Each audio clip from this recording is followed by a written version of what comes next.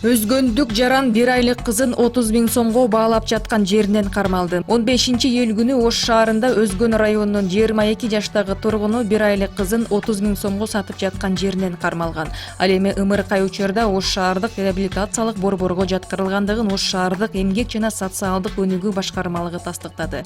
Ымыркайдын эч кандай документи жок. Алдын ала маалыматтар боюнча ымыркайдын ата-энеси жарандык никеде жашап жүргөндүгү айтылууда. Ош шаардык соту билдиргендей, кармалган жаран 17-июль күнү Ош шаардык сотунун санкциясы чыгып 2 айга үй камагына чыгарылган. Ош облустук төрөт үйүнүн маалыматына караганда, аталган ымыркай 25-июнь күнү саат 9:30 туулган. Жайкап тапка байланыштуу ооруканага тамак аштан ууланып кайрылгандардын саны өстү. Бул туурасында Республикалык жугуштуу оорулар клиникасынын директору Гүлжөгөт Алиев билдирди. Анын айтымында бир суткада ашказан жана ичеги оорулары менен 300гө жакын адам кайрылып жатат. Алардын 100дөйү ооруканага жаткырылууда. Кайрылгандардын 98и курч мүнөздөгү ичеги карын оорусу менен түшкөн.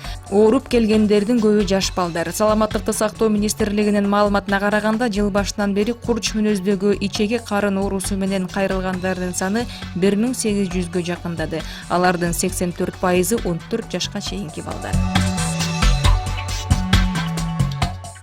Кечээ саат 5 чамасында Ош шаарында унаа койдуруп кеткен 2 адам ооруканага жаткырылды. Бул маалыматты Ош шаары боюнча жол кыймылынын коопсуздугун камсыздоо бөлүмү тастыктады. Ош шаарынын 44 жаштагы тургуну Lexus үлгүсүндөгү унаасы менен 36 жаштагы тургунду жана анын 11 жаштагы кызын койдуруп кеткен. Натыйжада аял Ош шаардык ооруканасынын жандандыруу бөлүмүнө, кызы Ош облустар аралык клиникалык ооруканасынын балдар бөлүмүнүн сыныктар бөлүмүнө жеткирилген.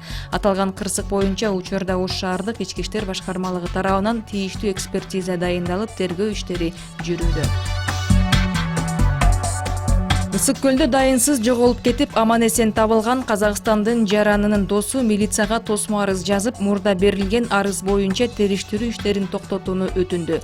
Маалым болгондой, арыз Аркадий менен бирге эс алып жүргөн Казакстандын жаранынан түшкөн.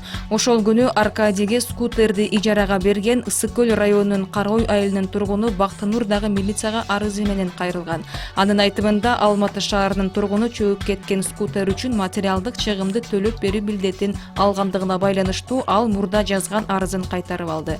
Буга чейин Ысык көлгө эс алууга келип 14-июльдө дайынсыз жоголгон казакстандык жаран 16-июльдө аман-эсен табылган.